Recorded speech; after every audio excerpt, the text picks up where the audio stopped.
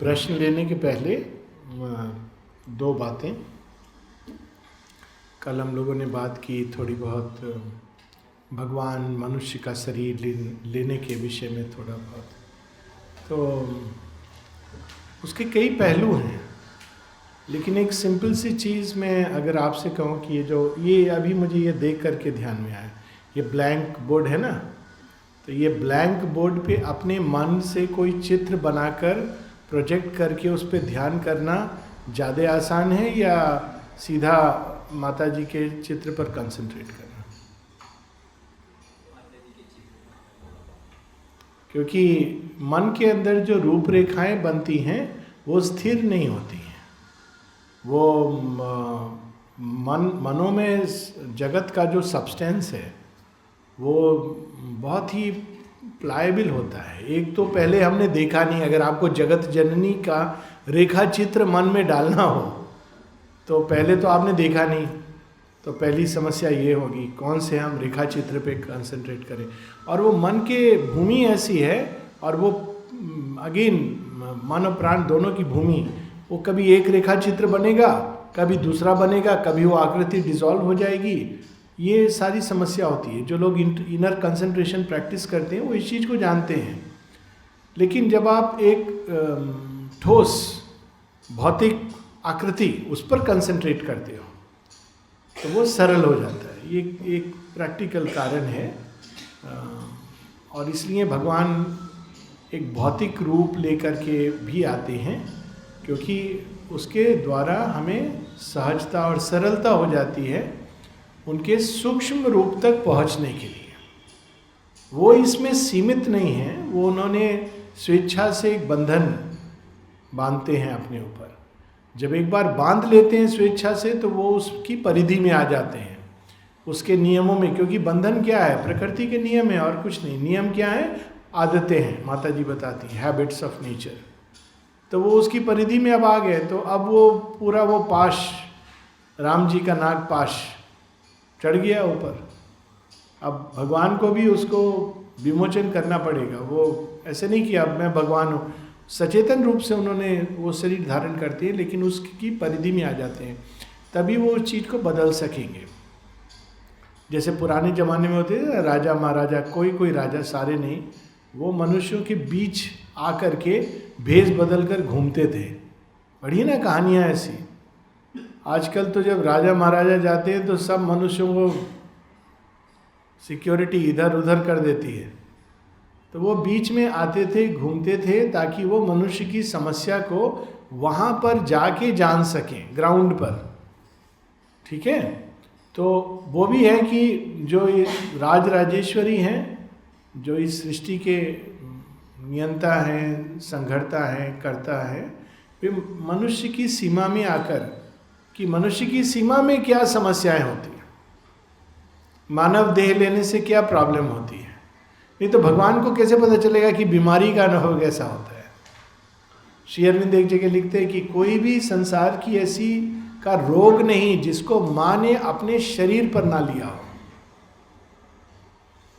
Underline the word कोई भी, which includes everything, cancers, heart problem, every problem, हर तरह की समस्या को उन्होंने अपने शरीर पर लिया और उसका निदान आंतरिक रूप से, तब वो मनुष्य को उसका निदान दे सकती है।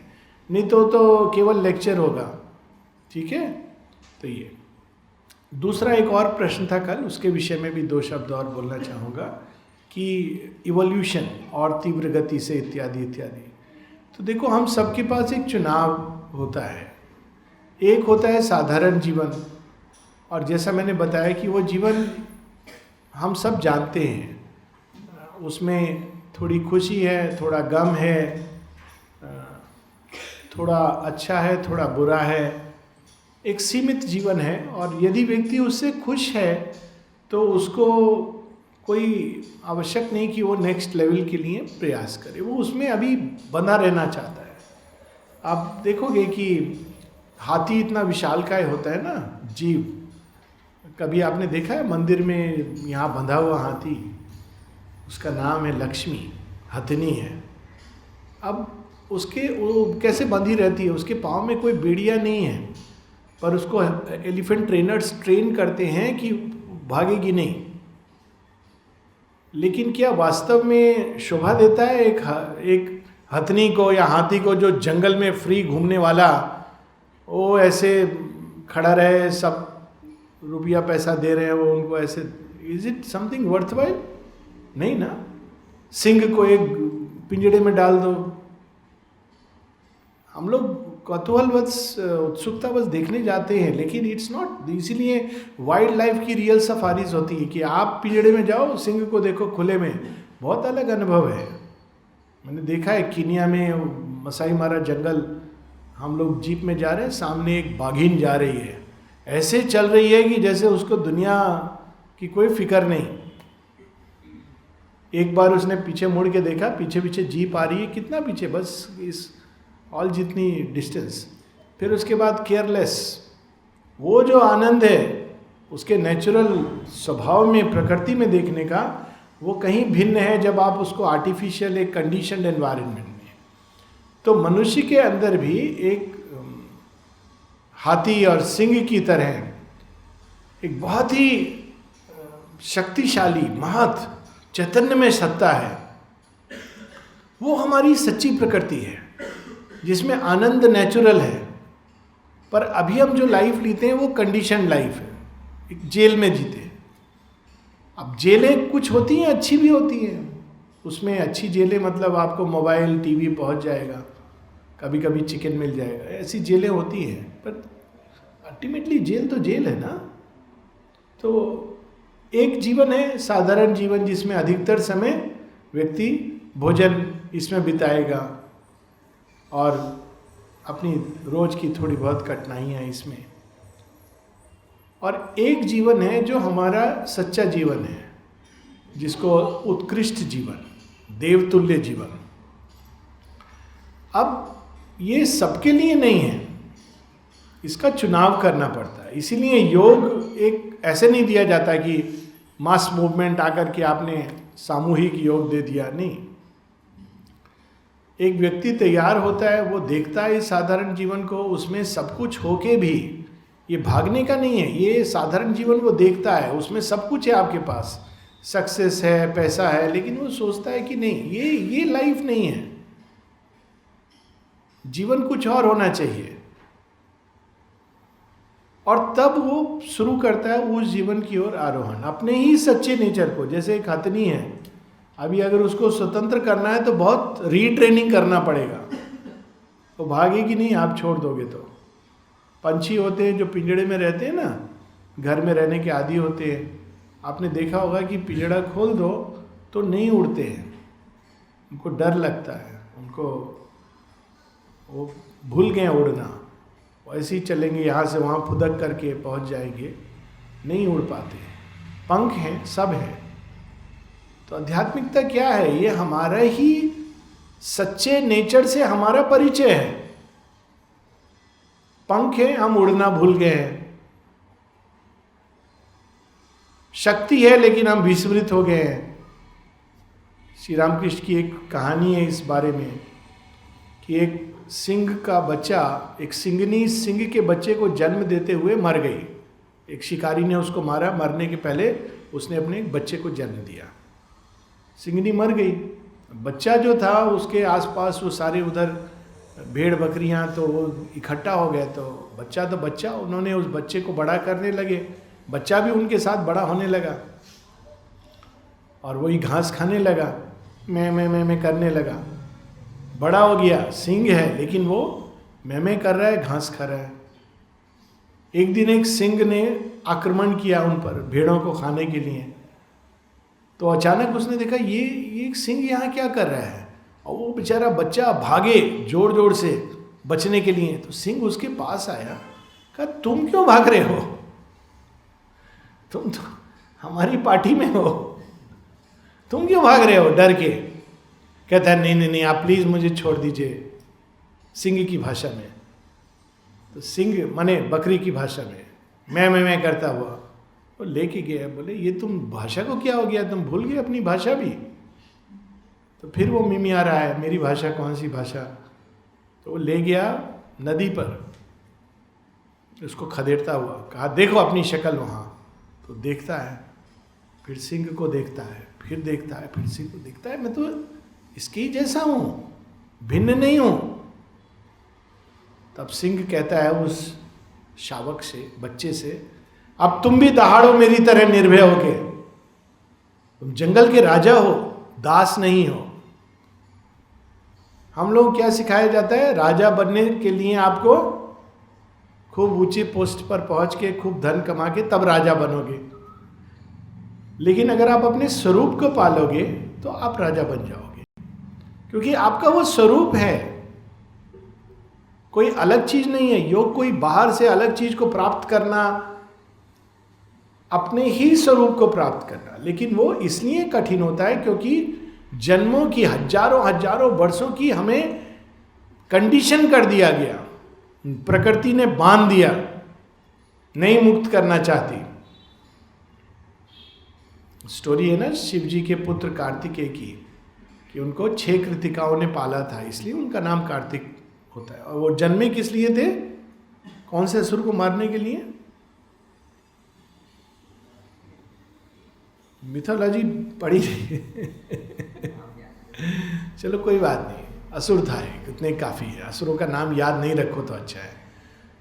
तो उसको मारने के लिए उनका जन्म हुआ था, किसके तेज से? शिव और पार्वती के तेज और तप के संयोग से वो उनका जन्म हुआ था।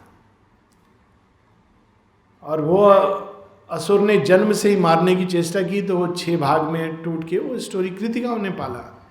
जब बड़े हुए तो शिवजी और पार्वती उनको रिक्लेम करने के लिए आते हैं, चलो तो हमारी संतान हो, तुम्हारे तो जन्म एक प्रयोजन से हुआ है। कहते नहीं नहीं नहीं, किसने कहा हम आपकी संतान है, हमारी तो ये माताएं हैं, हम इनको छोड़ के थोड़ी जाएंगे, ये हमारी माताएं हैं, आप क्या कह रहे हो, हमें धोखा दे रहे हो, कैसे कैसे माता पिता हो आप हमारे माता पिता नहीं हो। मैं तो यहीं बस जंगल में थोड़ा घूमूंगा, यहीं एंजॉय करूंगा, खेलूंगा। वो खेलते 6 माताएं, सोचो एक माता कितना प्यार देती है, अब उनको इतना लाड़ दुलार, उसी में वो बस खेल रहे, खुश हैं, वो कहीं जाने नहीं देती थी उनको, वो पार खूब खुश थे, 6 माताओं का प्यार मिल रहा है। तो फिर लेकिन अल्टीमेटली वो माताएं बहुत दुखी मन से कहती हैं, नहीं पुत्र बात तो सही है, हैं ये तुम्हारे माता पिता, पाला पोसा हमने है। तो 6 माताएं थी, इसलिए उनका नाम क्या पड़ा? कृतिकाएं थी, कृतिकाएं, कार्तिकेय, कृतिकाएं हैं। तो कृतिकाओं के जो पुत्र हैं कार्तिकेय, उनके नाम से उनका परिचय है। लेकिन ये कार्तिकेय जन्मे थे एक बहुत महत् कार्य के लिए। तो फिर उनको शिवजी ट्रेनिंग देते हैं, कहते हैं अब तुम्हारा रियल। तो ये 2 प्रकार के लाइफ होती है, एक जहाँ हमें कृतिकाएं पालती हैं, हम भूल गए हमारे रियल माता पिता कौन हैं, और हम उस ज्ञान में पलते हैं। हमको लगता है बस हम इस जंगल में थोड़ा खेल लें, कूद लें, कुछ फल मिल जाए, फूल मिल जाए, यही हमारे लिए बहुत कुछ है। लेकिन जिस दिन हम ये जान जाते हैं कि नहीं, हमारे माता पिता तो स्वयं आदिशक्ति परमेश्वर हैं। शुरू में हम कहते नहीं ये वाली माताएं अच्छी हैं, ये हमको खाना पीना दे देती हैं, चॉकलेट खिला देती हैं, पर असली हमारी जो शक्ति है, सामर्थ्य है, वो तो उस माता पिता के द्वारा ही आएगा। ये ट्रांजिशन है साधारण जीवन से योगमय जीवन का। योग जीवन से अलग नहीं है, वो इसी जीवन को बेहतर जीने की कला है, दिव्य रूप से जीने की कला है। और इसलिए कुछ समय के लिए हमको साधारण जीवन की वृत्तियों का त्याग करना पड़ता है। जीवन का त्याग नहीं करना पड़ता, वृत्तियों का त्याग करना पड़ता है। और वो त्याग कठिन होता है, वो लंबे पीरियड चलता है, उसको त्याग इतना आसान नहीं है। जो आप लोग कल प्रश्न कर रहे थे, सही प्रश्न है। काम, क्रोध, लोभ, भय, इनका त्याग करना आसान नहीं होता है, ये वृत्तियां चिपकती हैं। इसमें आपको कहीं दूर जंगल जाने की जरूरत नहीं है, जीवन में रहते हुए आपको इनका त्याग करना है। जंगल में तो आपको पता ही नहीं चलेगा, सन्यासियों को तो पता ही नहीं चलता है कि उनके अंदर कितना क्रोध भरा है। एक बार जरा छेड़ के देखो, फिर देखो आप एकदम जमीन पर आ जाएंगे, वही क्रोध से तमतमा जाएंगे, को उनको मालूम ही नहीं है। एक बार बहुत बड़े एक सन्यासी हिमालय के यहाँ पर आए, खूब मेडिटेशन आता था, तो लोग बड़े इंप्रेस हो गए शुरू में, अरे इतना बड़ा सन्यासी महात्मा आया है। तो शाम को कहा, अभी हम जो लाए थे उन्होंने कहा चलिए जरा प्लेग्राउंड मेडिटेशन। तो बोले अच्छा है, मेडिटेशन तो बहुत अच्छी चीज़ है, चले गए प्लेग्राउंड। आप लोग गए हो प्लेग्राउंड मेडिटेशन के लिए कभी? आप दोनों तो नेचुरली मुंडी हिला रहे हो और कोई गया है यहाँ? अनुभव नहीं किया ये सब? प्लीज एक्सपीरियंस ऑल दिस, इसके बिना कैसे जाओगे वापस? तो वो यही तो मेन चीज़ है यहाँ की। लेक्चर वेक्चर तो साइड की डिश है, ठीक है, मेन डिश समाधि प्लेग्राउंड। तो गए वहाँ पे, और जब ये जो दूसरे सज्जन थे जो उनको जानते थे, बड़ा आदर करते थे उनका, वो अपना बैठ गए मेडिटेशन करके उठे तो देखिए ये तो आँख खोल के एकदम कोने में ऐसे सिकुड़े हुए बैठे हैं। तो उन्होंने कहा क्यों स्वामी जी, आपका मेडिटेशन आपने नहीं किया है? बोले कैसे करूं, इतने सारे लोग, इतनी सारी लड़कियां, इनके बीच में मैं मेडिटेशन कैसे करूं? आश्रम में तो लड़कियां शॉर्ट्स भी पहन के चली आती हैं। तो उनको हिमालय में मेडिटेशन करने की आदत थी। एकदम अचानक जब वो नेचर के बीच में थे तो वो नहीं ध्यान लगा पाए। तो वो एक अलग रास्ता है, श्री अरविंद का योग वो रास्ता नहीं है। जीवन के बीच में रहकर जीवन को सुंदर बनाओ, उसके लिए आप, कुछ लोग आश्रम में रहते हैं, कुछ बाहर। आश्रम में भी आप देखोगे कि पूरा सब चीज़ें जीवन की हैं, परंतु जोर है यहाँ, एक प्रेशर है यहाँ पर आपको दूसरे ढंग से जीने का। ये एक प्रेशर है, कोई कहता नहीं बाहर से, लेकिन अंदर में आपको महसूस होता है, यही अंतर है। इसी प्रेशर को आप जहाँ रहते हो वहाँ भी जनरेट कर सकते हो, परंतु आमतौर पर बाहर एक दूसरा प्रेशर होता है साधारण जीवन जीने का। यही डिफरेंस है दोनों जगहों में। यहाँ भी वही लोग हैं जो बाहर हैं, बाहर लोग फुल पैंट शर्ट जो पहनते हैं वही यहाँ, कोई बाहर की कोई डिफरेंस नहीं है। आपको पता भी नहीं चलेगा कौन आश्रम का है कौन नहीं है ना। सब खेलते भी हैं, सिनेमा भी होता है, सब तो होता है, लेकिन सबसे मेरा मतलब जो जीवन की गतिविधियां हैं, खाना पीना, ये सब चीजें हैं। लेकिन यहाँ पर एक ट्रेमेंडस प्रेशर है, आप चेंज करें इसके प्रति, और वो प्रेशर बहुत तरह से आता है। और बाहर के जीवन में आप अकेले पड़ जाते हो। प्रेशर किस चीज का है? जैसे जीवन चल रहा है वैसा जीवन जियो। तो बाहर के जीवन में बहुत स्ट्रांग अभिप्सा और बहुत अधिक इसका अभ्यास सरल नहीं है, आसान नहीं है, वेरी डिफिकल्ट। माता जी जानती थी ये कठिनाई, इसलिए उन्होंने एक ऐसा स्थान बनाया, एक ऐसी स्पेस जहाँ इस चीज़ को हम सरलता से कर सकें। अगर आप बाहर अपने माँ बाप को बोलोगे कि मुझे 2 घंटे थोड़ा प्लेग्राउंड में जाकर एक्सरसाइज करनी है, क्या बोलेंगे? पहले पढ़ लिख के कमा ले, गाड़ी हो जाएगी तब एक्सरसाइज करना, तब तक आपकी आदत छूट जाएगी, ऐसे ही बोलेंगे ना। समाज से यही सब सुनोगे। यहाँ पे प्लेग्राउंड कंपलसरी है। ये ड्रेस रिहर्सल देखी इन्होंने, they should see, they should go to sports ground. आज भी है, रन थ्रू है, should take out time and go. कब तक हो आप लोग?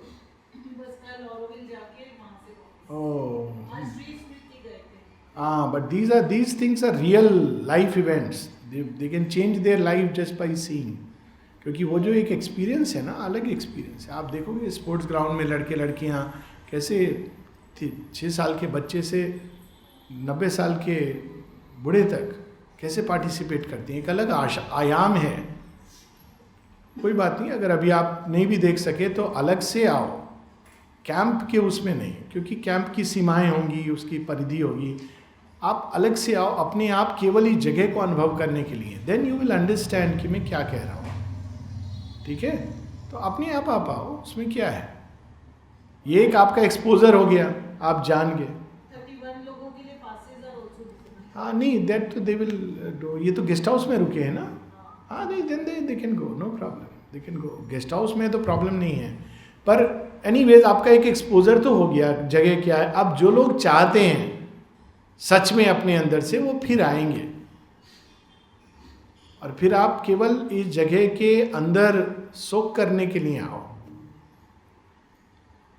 कोई कठिनाई नहीं होगी, दीदी बता देंगी कैसे आना है, कीर्ति जी हम लोग हैं, भैया हैं, कोई आपको डिटेल जानना हो तो we'll help you in that.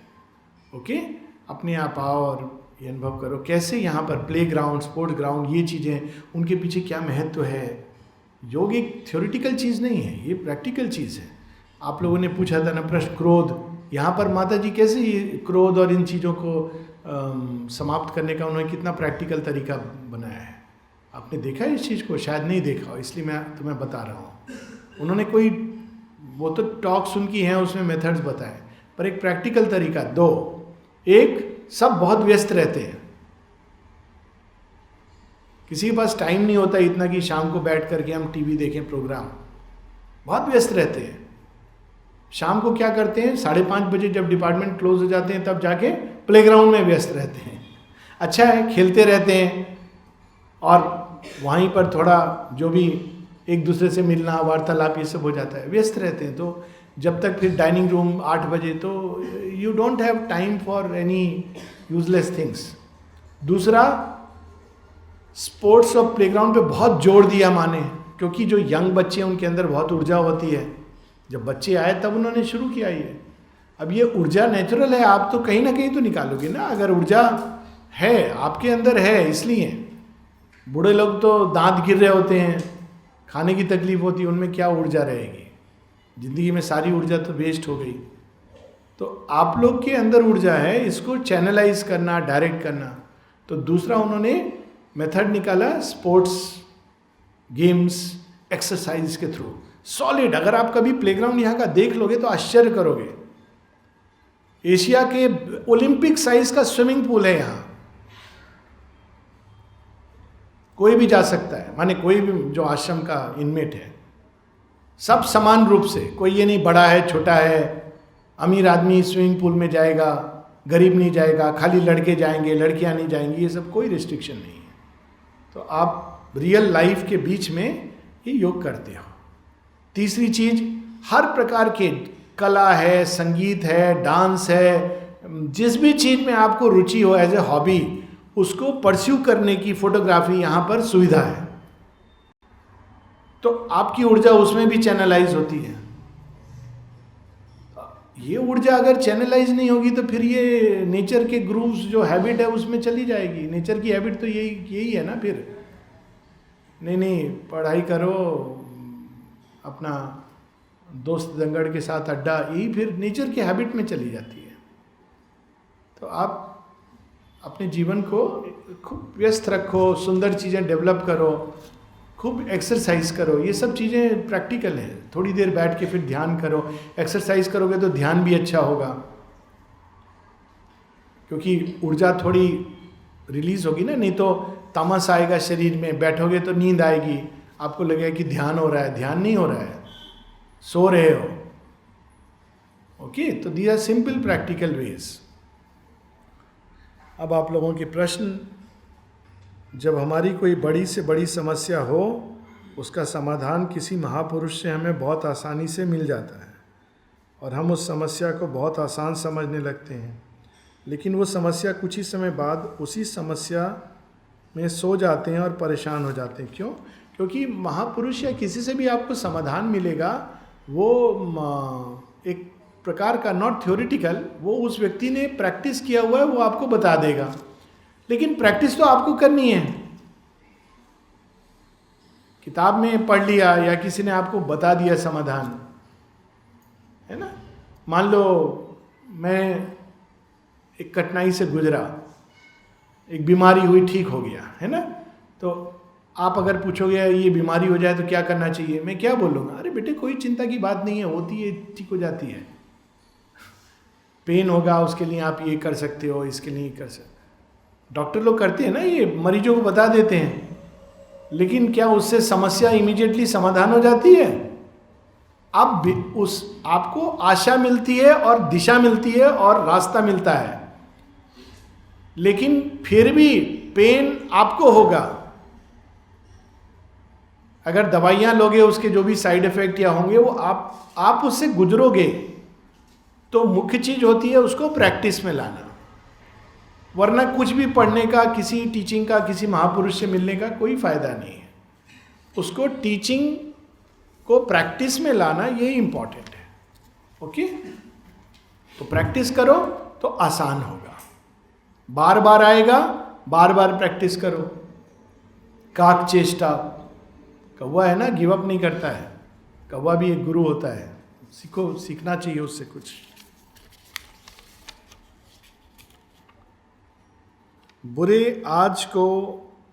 बुरे क्षण को हम धैर्य कैसे बनाए रखें? बुरे क्षण में ही तो प्रैक्टिस करोगे, ये सब बाई प्रैक्टिस। कोई चीज आपको हिलाने की चेष्टा कर रही है, अंगद के पांव की तरह, मैं नहीं हिलूंगा, कर लो क्या करना है। अब हो सकता है कि आप थोड़ी देर बाद गिव अप करोगे। नेक्स्ट टाइम आप अपने संकल्प करो कि मैं 5 मिनट और एक्स्ट्रा नहीं हिलूंगा।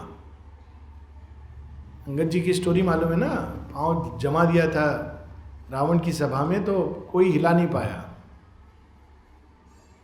बड़े बड़े योद्धा नहीं हिला पाए। तो ऐसे थोड़ी कि उन्होंने अचानक एक दिन ऐसे कर लिया था, वो बचपन से ऐसे करते करते करते करते उनके पाँव में इतनी शक्ति आ गई। तो आप इसका अभ्यास ऐसे करो कि पहले बार बुरे क्षण में आप 5 मिनट के लिए स्थिर रहे, फिर आप विचलित हो गए। नेक्स्ट टाइम आप संकल्प लो कि इस बार मैं ज्यादा देर तक, ये नहीं कि बुरा क्षण आए मेरे जीवन में, पर जब भी कठिनाई आए अभी मैं ज्यादा समय तक, भूख, सिंपल प्रैक्टिस, भूख लग रही है, आप 5 मिनट, 10 मिनट, 15 मिनट, उसके बाद अब रुका नहीं जा रहा है, अब तो मुझे खाना खाना है। आप नेक्स्ट टाइम बोलिए कि इस बार मैंने 15 मिनट का रिकॉर्ड है, मैं अपना रिकॉर्ड तोड़ूंगा। आपका ही अपना रिकॉर्ड, किसी और से कंपेयर मत करना। श्री अरविंद तो 40 दिन बिना खाने पीने के रह गए और सब करते रहे, वॉकिंग वॉकिंग एवरीथिंग, और उसके आगे भी वो चलता रहता। वो एक किसी और को आप नहीं कंपेयर नहीं कर सकते हो, लेकिन आप स्वयं में तो कर सकते हो ना, अपना ही रिकॉर्ड तोड़ सकते हो। ठीक है, तो इस बार मैं थोड़ी देर और, थोड़ी देर और, थोड़ी देर और, ऐसे कर अभ्यास करने से विल पावर हमारी बढ़ती है। ये सब विल पावर के कारण है, संकल्प शक्ति बढ़ती है। जब कैंसर ट्रीट करते हैं तो अलग अलग तरह के विचार आते हैं जिससे हम नहीं पाते। इसके लिए हम कॉन्शियस क्या करें? कैंसर ट्रीट है या कुछ और है? कॉन्सेक्रेट करते हैं, हाँ, ओके। सो कॉन्सेक्रेट इज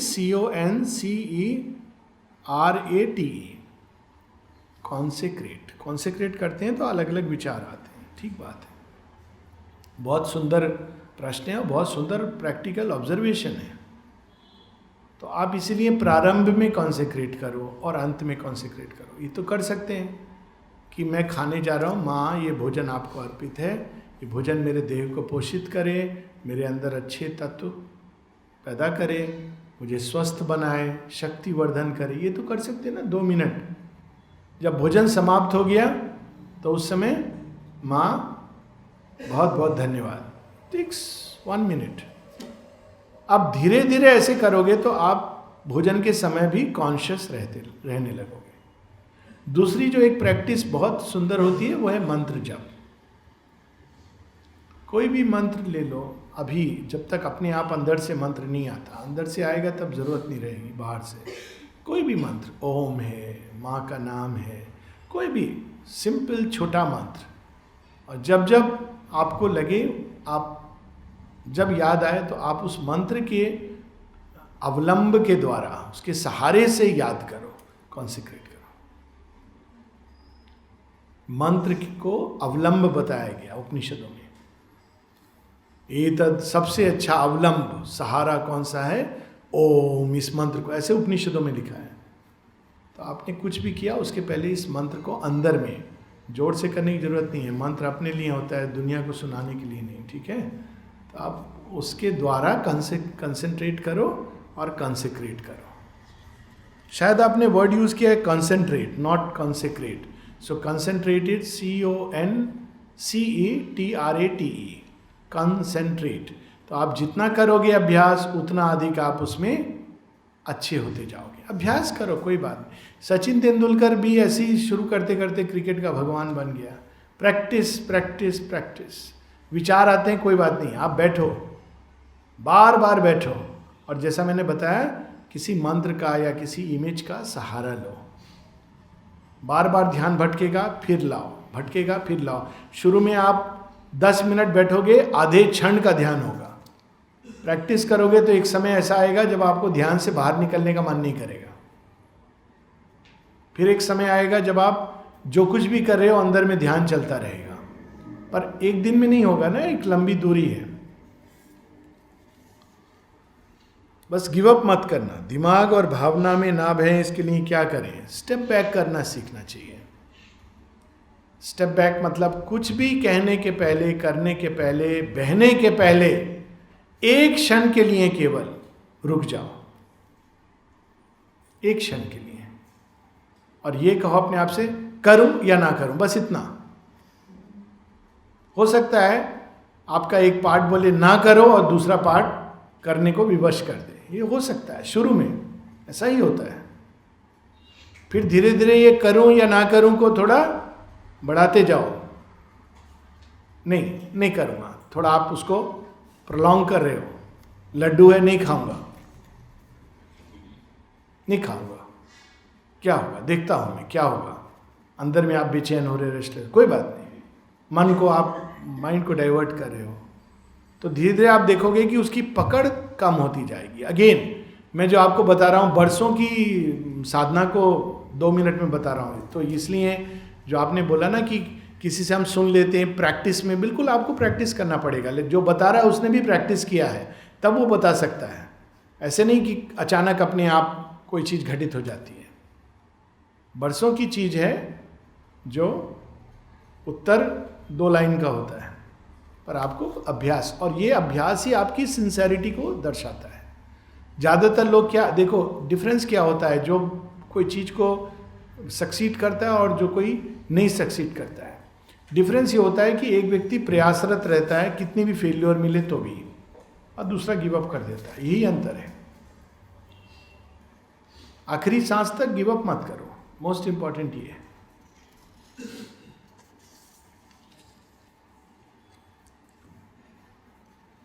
कर्म कर, फल की इच्छा मत कर। अपनी रोज की जिंदगी में इसे कैसे शुरू करें? ये तो सबसे इंपॉर्टेंट चीज इसलिए है क्योंकि ये सबसे प्रैक्टिकल है। आप एक सिंपल बात बताओ, क्या फल आपके हाथ में है क्या? आप निश्चित कर सकते हो कि जो मैं कर रहा हूं उसका फल मुझे मिलेगा? नहीं कर सकते। To start with it is a waste of energy. अब आपके पास इतनी ऊर्जा है, आप उसको कर्म में लगा सकते हो या फल की चिंता में लगा सकते हो? अब बताओ, अगर आप केवल कर्म में उस ऊर्जा को लगाओगे, पूरी ऊर्जा, तो फल मिलने के चांसेस ज्यादा हैं कि कम हैं? सिंपल लॉजिक, इसमें कोई और जरूरत ही नहीं है। फिर भी कभी मिलेंगे, कभी नहीं मिलेंगे।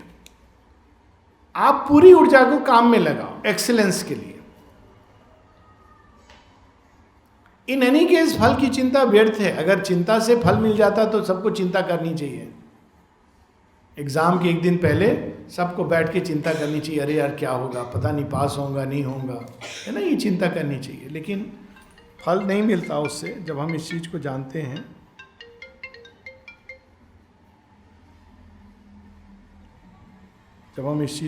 हैं, तो हमें उसके ही अनुसार तो प्रैक्टिकल प्रारंभ करो। जब मन में आए चिंता वो फल की, तो दृष्टि करो कर्म की ओर। इसी के द्वारा चांसेस है कि वो मिलेगा। ओके? दिल, दिमाग, शरीर बिना लालच के कार्य ही नहीं करता। ऐसे ही कि ये तो ऑब्जर्वेशन सही नहीं है। यहाँ तक कि भगवान के सामने भी लालच, ऐसा नहीं है। ज़्यादातर चीज़ें बिना लालच के कार्य करती हैं। दिल धड़कता है बिना लालच के, श्वास लेते हो बिना लालच के। भोजन लालच से करते हो या भूख से करते हो? भूख से करते हो ना। भूख और लालच में अंतर है। बहुत सारी चीजें जीवन में, कभी कोई ऐसा काम किया जिसमें आपको जॉय आ रहा हो अंदर में? बच्चे लोग, कोई भी कोई काम किया है जिसमें अंदर में खुशी आई हो? हाँ, किया ना। वो लालच के लिए थोड़ी किया। तो सब काम लालच से नहीं होते हैं। लालच एक विकृति है। लालच तो काम को फिर से, जैसे मैंने कहा, वो काम की हमारी कोई वो विकृति इसलिए है क्योंकि वो दूसरी दिशा दे देती है। पशु पक्षियों में लालच नहीं होता, सहज जीवन होता है। लालच हमारे जीवन को सहज नहीं रहने देता, विकृत कर देता है। तो ये तो एक दोष है। अगर है किसी में, ये नहीं है कि सब कुछ लालच से होता है। ज़्यादातर काम एक अंदर हमारे अर्ज, स्पॉन्टेनियस। बच्चे खेलते हैं, किस लिए खेलते हैं? लालच से खेलते हैं क्या? आप जीवन को एक खेल क्यों नहीं समझते? लालच तो माँ बाप डाल देते हैं, चुप हो जाते चॉकलेट मिलेगी, ये लालच। बच्चा इसलिए नहीं, बच्चा खेलता है, एंजॉय करता है लाइफ को, पेड़ पर चढ़ता है, पतंग उड़ाता है, थोड़ी कोई लालच से करता है। जॉय ऑफ लाइफ है। और वो जॉय अपने अंदर उसको रखो, स्माइल करना सीखो, खुश रहना सीखो। क्यों सब लोग इतने सीरियस हैं? All of you should smile. एक आनंद की बात है। ये कोई सीरियस तन के बैठने का विषय नहीं है कि आप सब लोग एकदम मुंह लटका के सुनोगे। Feel the joy in your heart. आप सुबह देखते हो, सुबह मॉर्निंग होती है, मजा आता है।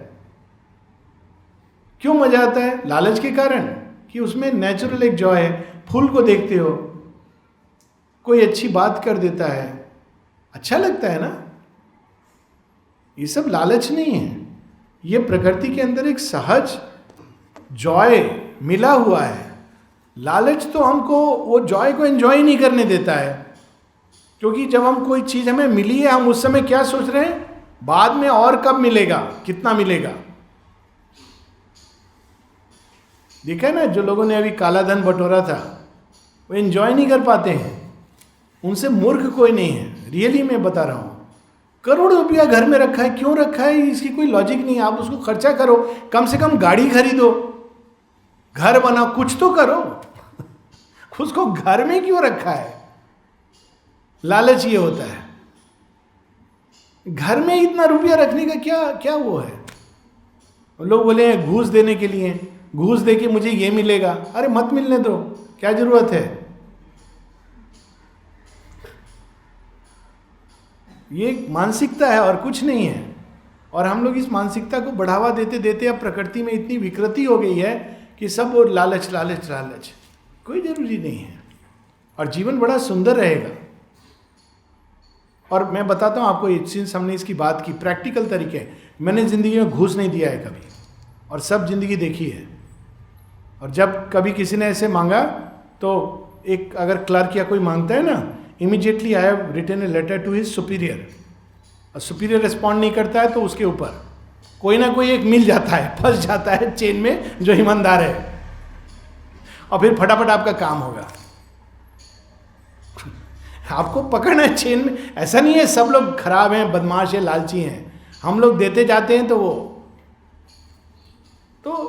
Take it. और इसके लिए आपको उद्विग्न होकर वो पिक्चर जैसी लड़ाई लड़ने की जरूरत नहीं है कि मैं जाके उसको पीट दूंगा। ये सब कुछ जरूरत नहीं है। You have to just stay your ground. कभी कभी मैंने ऐसे कहा है कि अच्छा आप नहीं करना चाहते हो, कोई बात नहीं, आप लिख दो इस पर क्यों नहीं करना चाहते हो। इवन रिसेंटली किसी ने पूछा कुछ कार के पेपर्स के लिए, वो पौंडीचेरी ट्रांसफर करने के लिए, नहीं हमको और एड्रेस प्रूफ चाहिए, और एड्रेस प्रूफ चाहिए। मैंने बोला आप अपना रूल कोट करके इस पर लिख दीजिए आप क्यों नहीं कर सकते और कौन कौन से प्रूफ चाहिए, and then I will see. फट से कर दिया उसने। That's all that it requires. और प्रूफ चाहिए। और अब लेकिन हम लोग को सिखाया गया है डरना। तो हमको लगता है अरे नहीं इतना बड़ा अफसर है, पता नहीं क्या कर देगा, उसके हाथ में हमारा भाग्य है। कुछ नहीं, आप आराम से बोलो, कोई झगड़ा करने की जरूरत नहीं है कि भाई आप इस पर लिख दीजिए क्या कारण है, कौन सा रूल है, किस सेक्शन के अंडर। और आजकल गूगल बाबा आपको बहुत हेल्प करेंगे, सर्च कीजिए नेट पर। 2-3 बार यहाँ भी हुआ था, पोस्ट ऑफिस में मुझे कुछ ट्रांसफ़र करना था तो उन्होंने रूल कोट किया, ये कॉम्प्लिकेट, रूल कोट नहीं किया, कॉम्प्लिकेशन बताए। मैंने नेट पर गया, नेट पर पूरा उनका देखा क्या रूल है, प्रिंट आउट लिया, प्रिंट आउट लेके एक एप्लीकेशन के साथ अटैच करके दिया, आपके ही वेबसाइट पर ये लिखा है, अब आप जो भी कहना है मेरे एप्लीकेशन पे लिख दीजिए। नहीं सर, ये सर, अच्छा ठीक है सर, थोड़ा समय लगेगा। इसे take your time, no problem. मुझे कोई जल्दी नहीं है। कई सारी चीजें, ये लालच का एक सर्किल तोड़ना है कहीं ना कहीं। ये विकृति है, पाप वृत्ति जन्म ले रही है और ये नष्ट होगा। I can tell you this for sure. आगत काल में एक जगत जो लालच और मिथ्यात्व पे बना है वो ध्वस्त होने वाला है, इसको मान के रखो। ना रावण रहा, ना हिटलर रहा, ना कंस रहा, ये ध्वस्त होगा ही होगा। कौन इसका इंस्ट्रूमेंट बनेगा ये इररिलेवेंट है। तो अभी से चुन लो, वो रास्ता जो है वो भयानक ही नहीं, पतन का रास्ता है।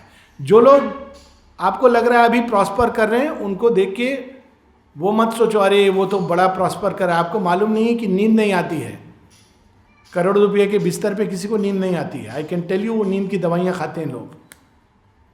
बच्चे कहते हैं पापा के पास मेरे टाइम नहीं है, प्यार नहीं करते।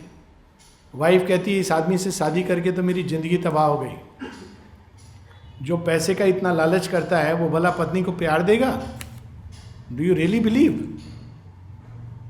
उसको प्यार शब्द नहीं आता, ये उसको प्यार केवल पैसे से है। अभी हाल में बताया ना, शादी टूट गई, बहुत अच्छा हुआ टूट गई, पैसे नहीं थे तो। ऐसा आदमी जिंदगी में क्या देता। और वहीं दूसरा, एक व्यक्ति ने शादी अरेंज की थी, 2 एग्जाम्पल। एक लड़की की शादी टूट गई क्योंकि वो नए नोटों में देने के लिए पैसे नहीं थे, तो लड़की रो रही थी। मुझे लगा क्यों रो रही है, बड़ा खुश होना चाहिए, ऐसा निकृष्ट आदमी जो कमा के खिला नहीं सकता है। अच्छा हुआ टूट गई, दूध का दूध पानी का पानी हो गया।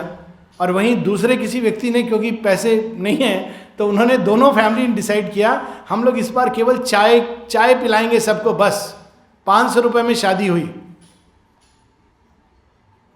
कौन सा ज्यादा प्रेरणादायक है?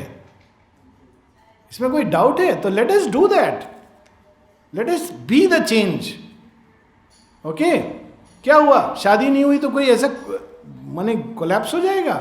आश्रम में इतने बच्चे हैं, इतनी सारी लड़कियां हैं, शादीशुदा नहीं हैं। कभी आपने देखा उनके चेहरे पर दुख है, रो रही हैं? आप देखो जरा, you go to playground and see, you will see a joy on their face. ये सब केवल हमारे दिमाग के है। शादी नहीं हुई तो क्या होगा? सक्षम बनो। दूसरी दिशा में चले गए हम लोग, लेकिन जरूरी है। लालच बहुत भयानक चीज है। इसको भैया, आज मेरे साथ एक अजीब घटना हुई। मैं माँ के कक्ष में दर्शन हेतु अचानक वहाँ रोने लगा। बहुत सुंदर है ये चैत्य का बाहर आना है। आपने रिकॉग्नाइज किया, जैसे कार्तिकेय के जीवन में एक क्षण आया जब कृतिकाओं की जगह आदिशक्ति परमेश्वर आए, वैसे ही जिसने ये अनुभव किया उसके जीवन में असली माँ बाप का उनको, अब क्या होता है कोई बिछड़ा हुआ हो। सोचो आप, मेले वाली स्टोरी होती थी ना, मेले में बिछड़ गया भाई और कई वर्षों बाद जब वो मिलता था माँ से तो क्या कहता था? चिपट जाता था, रोने लगता था। माँ, बस जिसको देखने के लिए तरस गया था उसको मालूम भी नहीं था। तो रोना नहीं आएगा क्या? एक रिकॉग्निशन है, कृतज्ञता है, प्रेम है, श्रद्धा है, बहुत सुंदर है। माँ जिसे हम बिछड़े हुए हैं कब से, अपनी ओर से माँ कभी नहीं बिछड़ी। वो हमेशा जानती थी कि अभी ये बच्चा कृतिकाओं के पास पल रहा है, ये जरूरी है, इसके लिए सही समय पर मैं आऊंगी लेने। पर हमें ये नहीं था, पता नहीं था। तो जब उनसे मिलेंगे तो वो भी कैसी माँ, करुणा, प्रेम, आनंद से भरी हुई माँ। कौन नहीं रो पड़ेगा? कोई पत्थर दिल होगा जो नहीं रोएगा। रिकॉग्नाइज करने के बाद, रिकॉग्नाइज नहीं होने से बात अलग है। ये बुरा क्षण हो गया। I want to feel the feeling of plant surroundings. How can I? By aspiration, by concentration, by identification. And finally by entering into cosmic consciousness. But वो रास्ता मत लो, आप दिव्यता का अनुभव करो अपने अंदर भी और पशु पक्षियों के अंदर भी, अन्य मनुष्यों के अंदर भी. तब आप उनके फीलिंग्स को. दूसरा तरीका है जब आप डायरेक्टली कंसंट्रेशन के द्वारा प्लांट को देखते देखते उसमें इतना खो जाते हो कि उसके साथ एक हो जाते हो. लेकिन उसमें रिस्क होता है. ये क्षमता डेवलप की जा सकती है.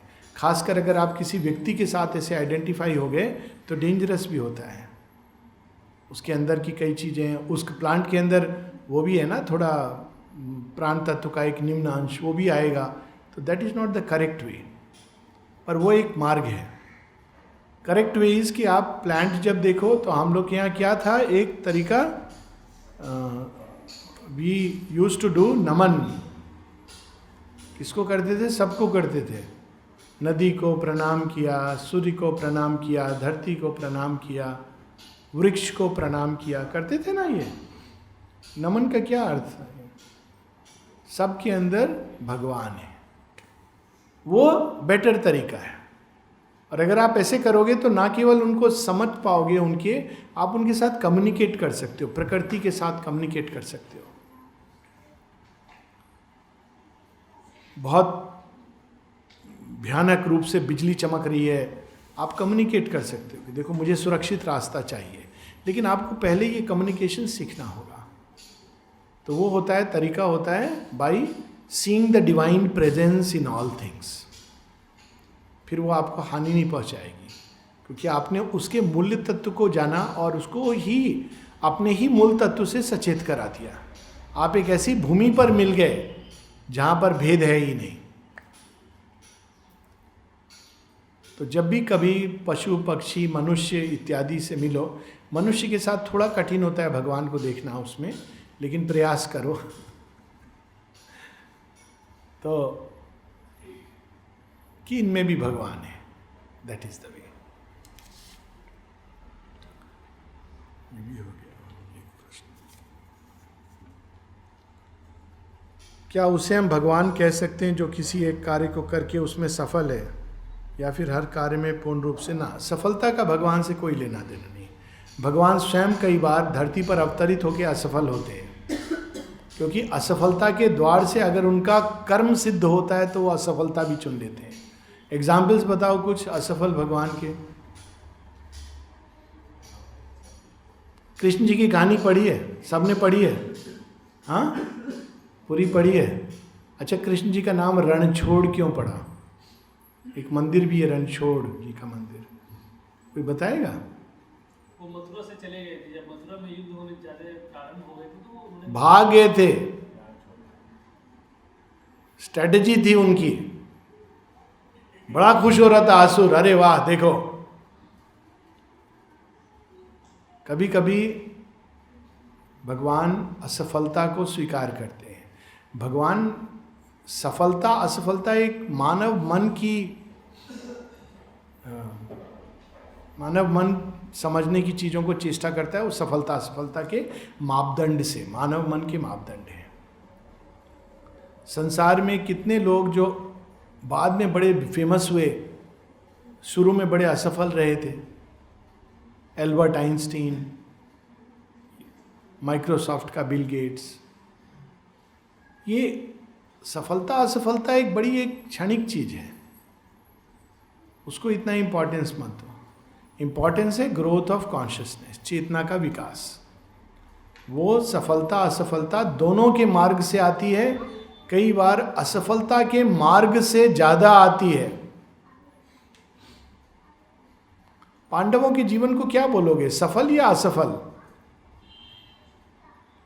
अजीब है ना उनका जीवन. जन्मे जंगल में, पिता की मृत्यु हो गई, फिर जब आते थे जंगल में भेज दिया, फिर वनवास मिल गया, राज्य छिन गया, सब हुआ. असफलता ही असफलता. लास्ट में जब इतना कुछ होके जीते भी तो कोई उसको भोगने वाला नहीं रहा, उनके अपने बच्चे मर गए, है ना, मालूम है ना, सब मर गए थे. घटोत्कच चला गया, अभिमन्यु चला गया, 5 पुत्र द्रौपदी के मर गए, कोई बचे ही नहीं युद्ध में. तो कैसा लगा होगा उनको, वाह हम सक्सेसफुल हुए, विषाद में चले गए थे. युद्ध में जीते, लेकिन उसको आप सफलता नहीं कह सकते। परंतु इस सब के थ्रू एक दिव्य कार्य सिद्ध हुआ।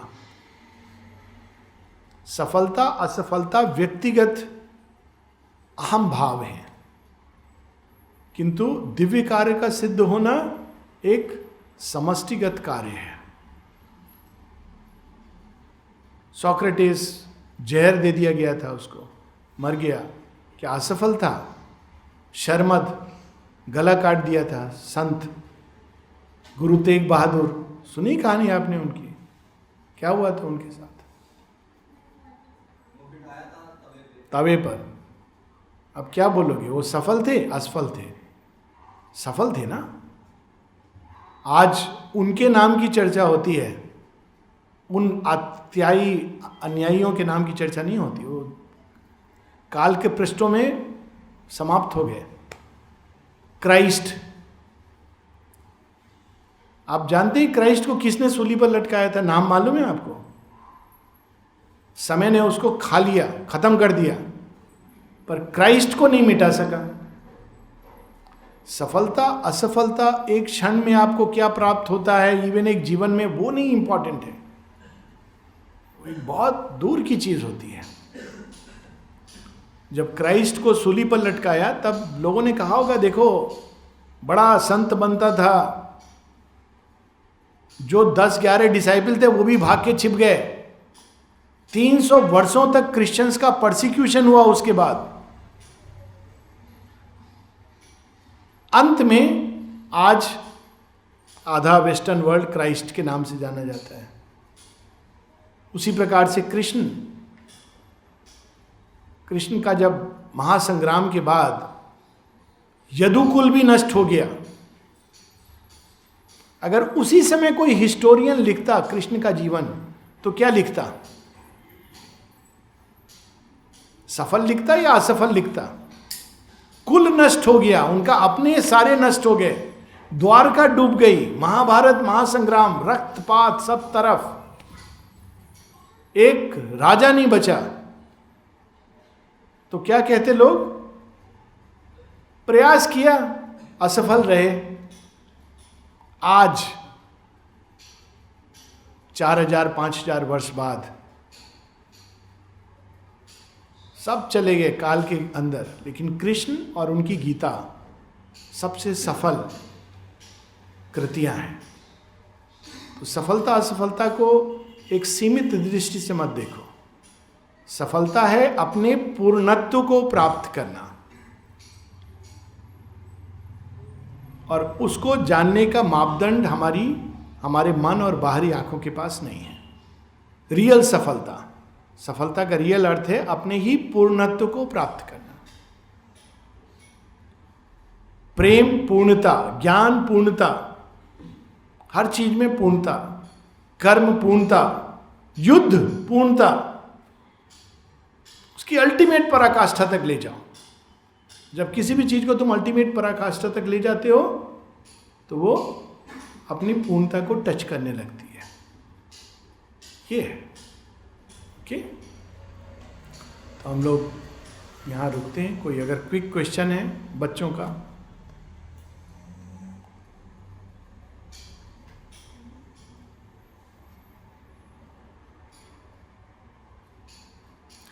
ठीक है, तो आप लोग, जैसा मैंने कहा, ये फर्स्ट टच है। जो स्वतः ही आपके अंदर इच्छा हो, आप आओ, एक्सपीरियंस करो इस जगह को अपनी संपूर्णता में, डिपार्टमेंट्स में जाके, प्लेग्राउंड में, स्पोर्ट्स ग्राउंड में, ठीक है। और योग जब समय आएगा अपने आप अंदर में शुरू हो जाएगा। तब तक कम से कम एक अच्छा जीवन जीने का हमको प्रयास करना चाहिए। वही अच्छा जीवन जीने का प्रयास आपको बाद में योग में ले जाएगा, एक प्रेरणा देगा योग की दिशा में जाने के लिए। तो योग द्वारा आप देखोगे कि मानवीय रूप में जो हम एक अच्छा जीवन कहते हैं, उससे भी कहीं आगे एक पूर्ण जीवन है, एक दिव्य जीवन है। पर पहले हम अच्छा मनुष्य बनने का प्रयास करें और फिर हम अपने आप दिव्य मानवता की ओर चले जाएं।